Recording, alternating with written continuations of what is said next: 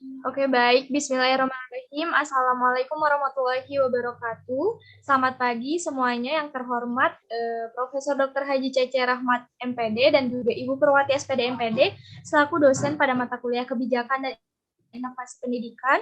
Pertama-tama marilah kita panjatkan puji serta syukur kehadirat Allah Subhanahu wa taala karena atas berkat dan rahmatnya kita dapat berkumpul di Zoom meeting ini untuk melaksanakan perkuliahan. Salam beserta salam mari kita limpah curahkan kepada junjungan kita Habibana wa Nabiyana Muhammad Sallallahu Alaihi Wasallam, kepada para sahabatnya, kepada para keluarganya, dan mudah-mudahan sampai kepada kita selaku umatnya. Amin ya Allah ya Rabbal Alamin. Baik, sebelum memasuki pematerian, izinkan saya untuk memperkenalkan diri terlebih dahulu. Kami dari kelompok 6 dengan beranggotakan saya sendiri, Sarfajar Sakina, dan rekan saya, Siti Sobaria Miftahul Farah, dari kelas 2B PG akan menyampaikan tentang karakteristik inovasi kurikulum. Untuk itu, ada beberapa rangkaian kegiatan yang akan kita lalui. Yang pertama yaitu pemateri yang akan disampaikan oleh kami, kelompok 6.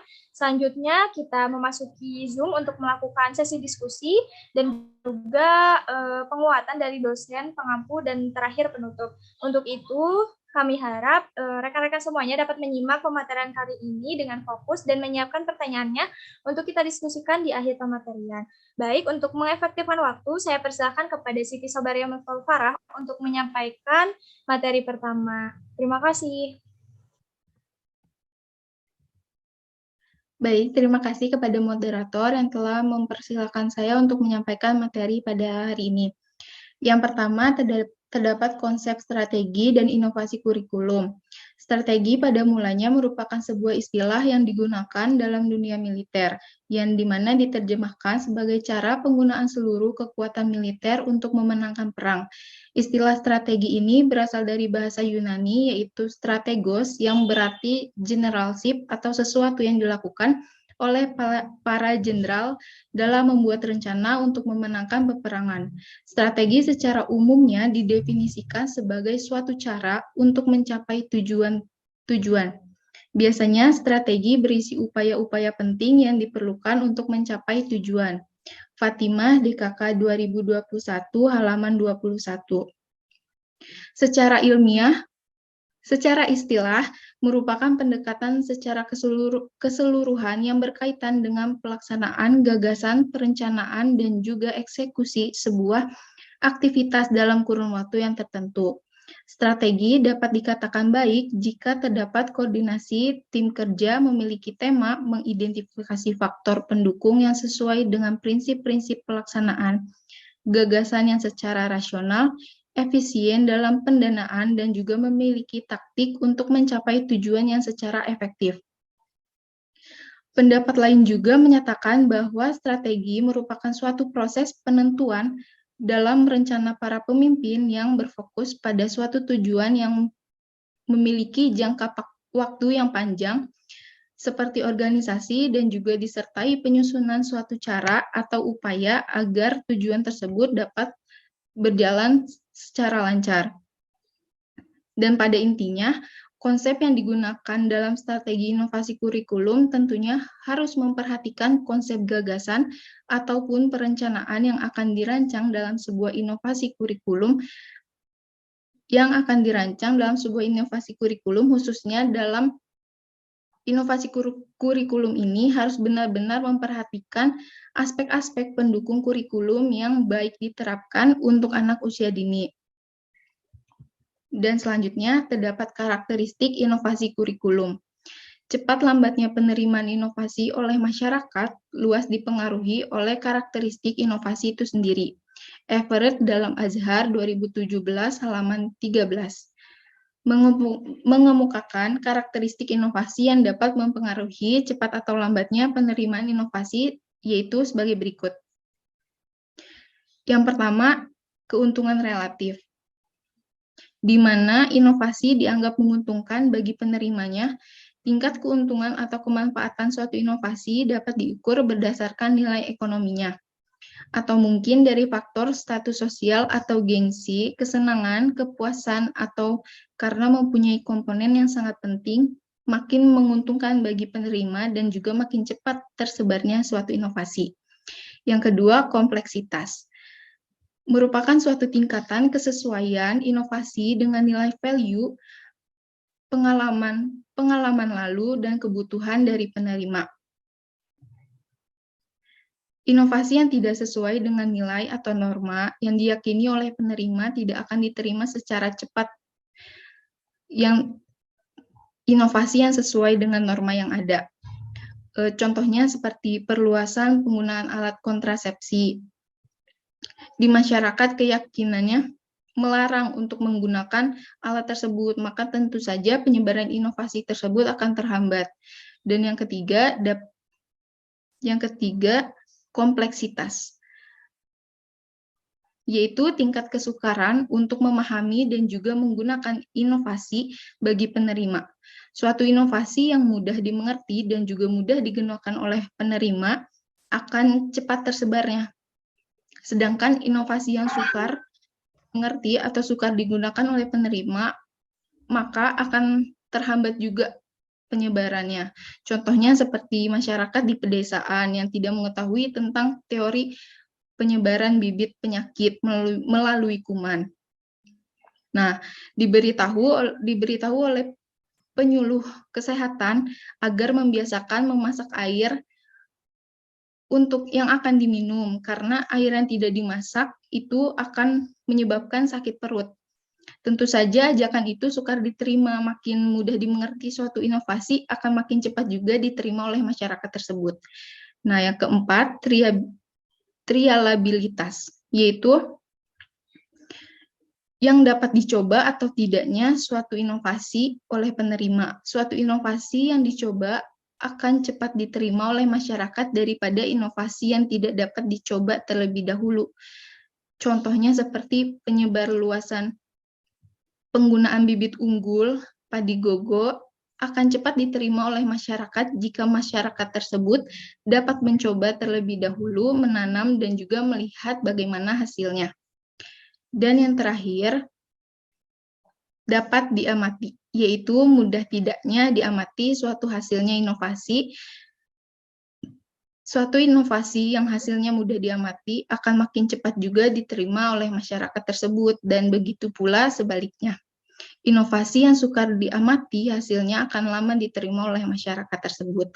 Contohnya seperti penyebar luasan penggunaan bibit unggul padi, karena petani yang dapat dengan mudah melihat hasil padi yang menggunakan bibit unggul tersebut, maka dengan mudah juga untuk memutuskan menggunakan bibit unggul yang diperkenalkan tersebut. Dan suatu inovasi dapat merupakan kombinasi dari berbagai macam atribut. Untuk memperjelas kaitan antara inovasi dengan cepat lambatnya dengan proses penerimaan atau adopsi, maka dapat dilihat dengan secara singkat, yaitu sebagai berikut. Yang pertama ada pembiayaan. Dan ada efisiensi. Yang ketiga resiko dan ketidakpastian, atau inovasi akan cepat diterima jika mengandung resiko yang sekecil-kecilnya bagi penerima inovasi tersebut. Yang keempat, mudah dikomunikasikan. Yang kelima, kompatibilitas. Yang keenam, kompleksitas. Yang ketujuh, status ilmiah. Suatu inovasi itu mudah dimengerti dan mudah digunakan oleh penerima pasti akan tersebar secara cepat. Sedangkan inovasi yang sukar pastinya akan terhambat proses penyebarannya. Dan selanjutnya ada kadar keaslian. Warga masyarakat dapat menerima cepat inovasi yang dirasakan atau hal baru bagi mereka sendiri. Dan selanjutnya ada dapat dilihat kemanfaatannya, dapat dilihat batas sebelumnya. Yang ke-11, keterlibatan sasaran perubahan. Inovasi dapat mudah diterima apabila warga masyarakat ikut serta dalam proses yang sedang dijalani tersebut. Yang ke-12, hubungan interpersonal. Maka jika hubungan interpersonal baik, dapat mempengaruhi temannya untuk menerima inovasi baru. Dengan hubungan yang baik, maka orang yang menentang akan menjadi bersikap baik pula. Orang simpati akan menjadi tertarik dan orang tertarik akan menerima inovasi tersebut. Yang ke-13, menerima kepentingan umum dan pribadi. Inovasi yang bersifat untuk kepentingan umum akan lebih cepat diterima daripada inovasi yang ditujukan pada kepentingan untuk sekelompok saja. Yang ke-14, penyuluh inovasi. Untuk melancarkan hubungan dalam usaha mengenalkan suatu inovasi kepada organisasi sampai organisasi itu pun mau menerima. Yang terakhir, inovasi. Diperlukan sejumlah orang yang diangkat menjadi penyuluh inovasi. Dan selanjutnya ada strategi dalam inovasi kurikulum. Strategi dalam inovasi kurikulum ini merupakan salah satu faktor yang mempengaruhi efektivitas pelaksanaan program pembelajaran. Pusparani 2020 halaman 37.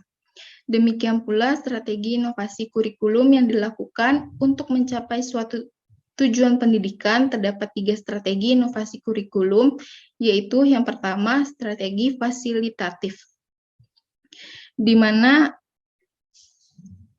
hal ini bertujuan untuk mencapai tujuan perubahan sosial yang menyediakan fasilitas yang berupa faktor paling utama dengan tujuan agar program perubahan sosial dapat berjalan dengan mudah, dan strategi ini dapat dilakukan dengan memperhatikan aspek-aspek seperti berikut. Yang pertama, digunakan dengan tepat pada sasaran perubahan.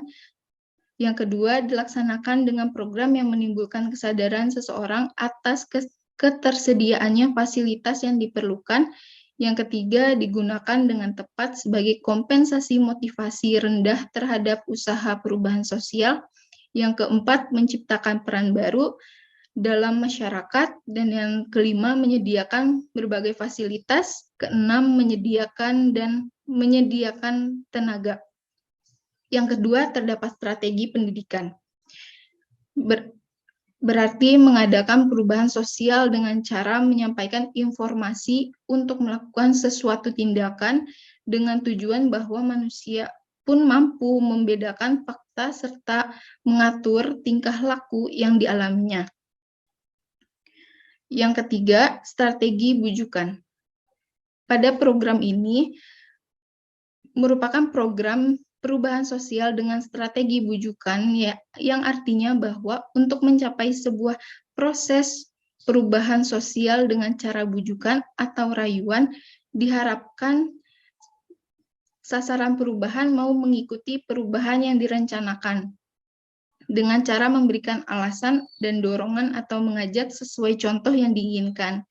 Keberhasilan strategi bujukan dapat dilihat dengan mempertimbangkan beberapa hal. Yang pertama, tepat digunakan jika sasaran perubahan tidak berpartisipasi pada proses perubahan. Yang kedua, strategi bujukan tepat digunakan jika yang dihadapi kurang penting atau pemecahan masalah kurang efektif, dan juga pelaksanaan program ini tidak memiliki kontrol secara langsung. Sekian materi yang dapat saya sampaikan, saya kembalikan kepada moderator.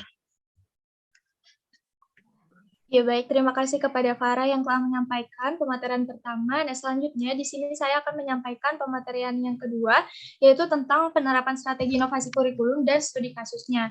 Nah, yang pertama kita bahas dulu mengenai penerapan strategi inovasi kurikulum.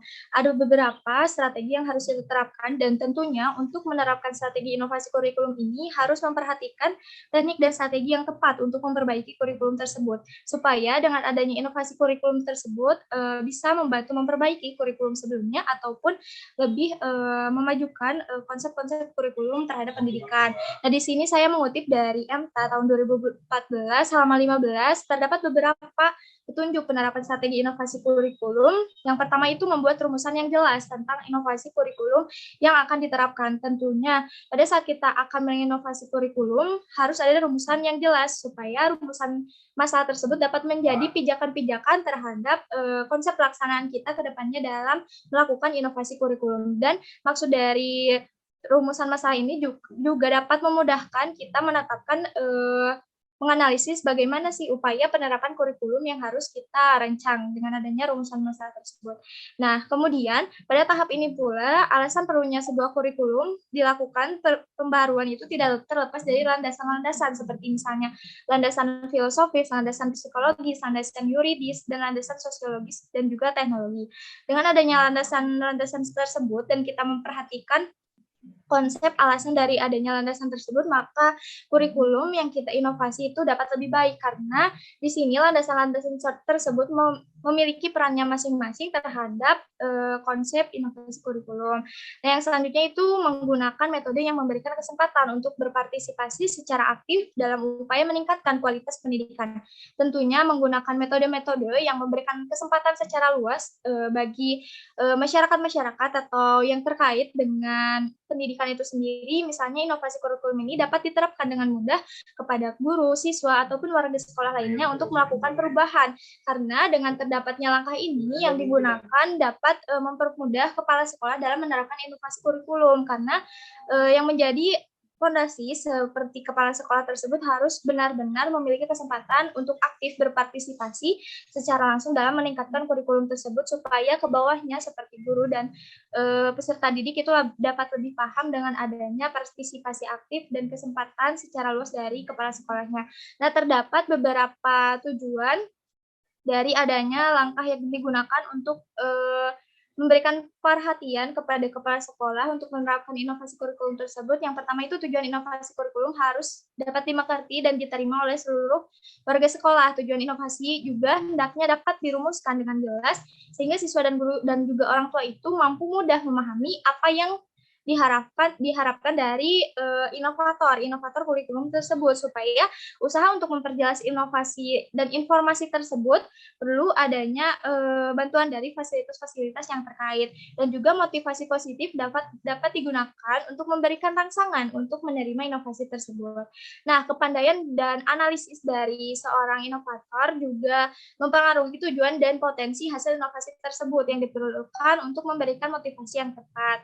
Nah, selanjutnya juga individu juga ikut berpartisipasi karena dengan adanya hak-hak dan memberikan kesempatan secara luas terhadap individu yang terkait dengan dunia pendidikan, maka akan memperlihatkan konsep pemikiran-pemikiran mereka supaya dapat terlibat dalam konsep inovasi kurikulum dengan baik. Dan yang terakhir itu juga terdapat evaluasi yang tentunya harus dilaksanakan dalam metode kedua ini. Nah, yang ketiga itu menggunakan berbagai macam alternatif pilihan ataupun option untuk mempermudah penerapan inovasi. Nah, langkah ini didasarkan pada anggapan bahwa yang menerapkan inovasi, baik pendidik ataupun peserta didik, memiliki perbedaan individual.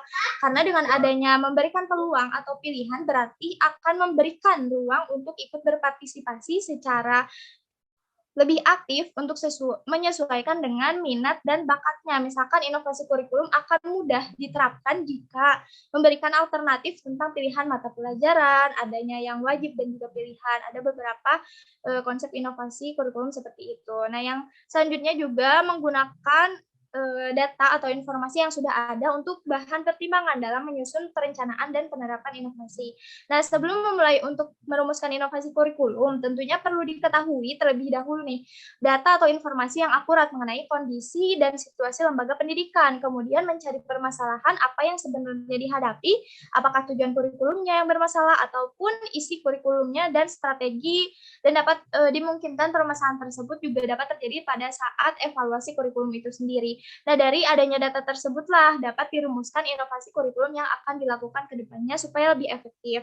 Nah, yang selanjutnya itu menggunakan kemanfaatan dari pengalaman sekolah atau lembaga lain. Nah, penerapan strategi inovasi pada tahap ini yaitu bahwa perlunya kita sebagai inovator menganalisis pengalaman lembaga pada tahap ini, yaitu pengalaman-pengalaman lembaga pendidikan orang lain ataupun bisa dari negara lain yang memang menerapkan inovasi kurikulum yang sudah maju dan juga dapat berjalan dengan efektif diterapkan di dunia pendidikan. Nah, sebagai bahan pertimbangan atau pengambilan kebijakan, penerapan inovasi kurikulum ini tentu tetap memperhatikan kondisi dan realita yang ada di lembaga para inovator.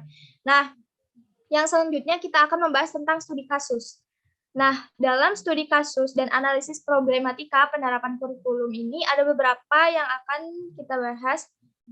Yang pertama itu konsep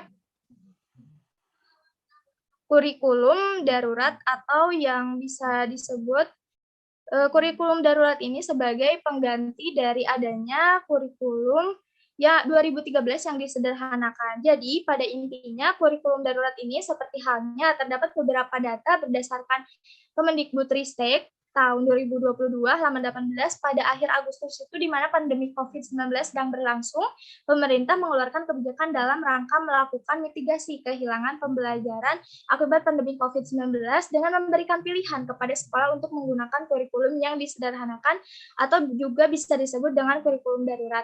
Nah, adanya kurikulum darurat ini tentunya dilaksanakan atau diinovasi merupakan salah satu contoh inovasi kurikulum yang secara nyata kita rasakan pada saat pandemi COVID ini. Jadi dengan adanya inovasi kurikulum ini membuat penyederhanaan dari kurikulum 2013 untuk mempermudah para pendidik maupun orang tua dan juga peserta didik dalam memberikan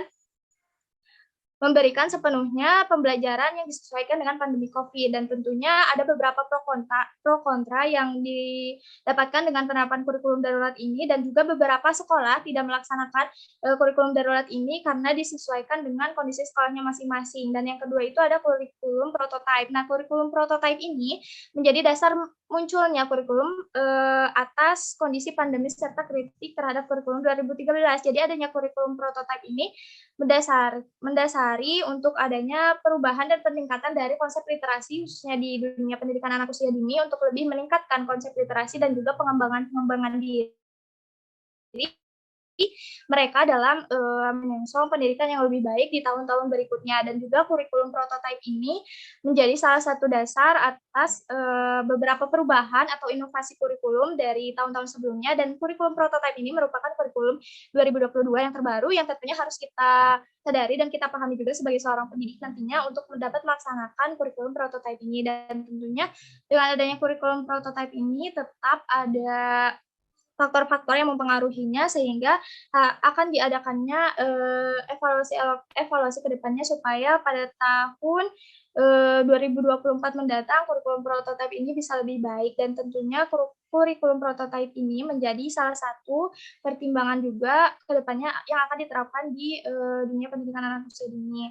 Nah, sekian materi yang dapat kami sampaikan pada pematerian kali ini. Mohon maaf apabila terdapat banyak kesalahan, dan juga mudah-mudahan rekan-rekan semua dapat memahami apa yang kami sampaikan. Untuk kegiatan selanjutnya kita akan melakukan sesi diskusi yang akan dilaksanakan di Zoom meeting. Untuk itu rekan-rekan semua dapat menyiapkan pertanyaannya untuk kita diskusikan. Sekian yang dapat kami sampaikan. Wassalamualaikum warahmatullahi wabarakatuh. Terima kasih.